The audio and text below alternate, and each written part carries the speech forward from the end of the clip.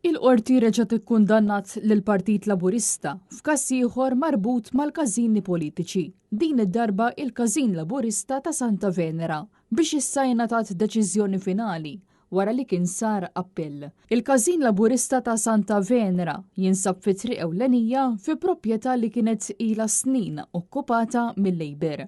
U kmieni filgħodu inħarġet ordni biex il-Partit Laburista jisgombra dan il-każin fi żmien 40 ġurnata. Waqt li ngħatat din id-deċiżjoni l-imħallef Wenzu Mintoff talab lill-avukat tal-Partit Laburista Andre Borċ u lill-avukat Edward De Bono li der f'isem is-sidien ta' din il-proprjetà sabiex jiddikjaraw li huma għandhom fiduċja fil-qorti u fil-fatt huma hekk għamlu. Dan il-każ jiżdied ma' diversi sitwazzjonijiet oħrajn ta' każini li ġew okkupati mill-Partit Laburista sa mis-snin 70.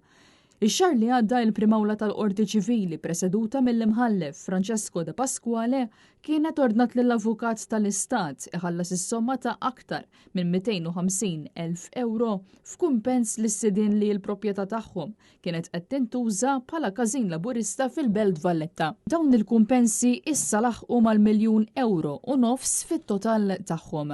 Fil-fatt kien hemm numru ta' kawżi li stabilixxew ksur ta' drittijiet fundamentali, kaġun ta' storja ta' anarkija fil-Labor tul is-snin. Każijiet fost l-oħrajn relatati ma' każini Laburisti f'Birzebbuġa, tal-Pjetà, Ħallija, Iż-Żurrieq, Ħall Qormi u anke Raħal Ġdid.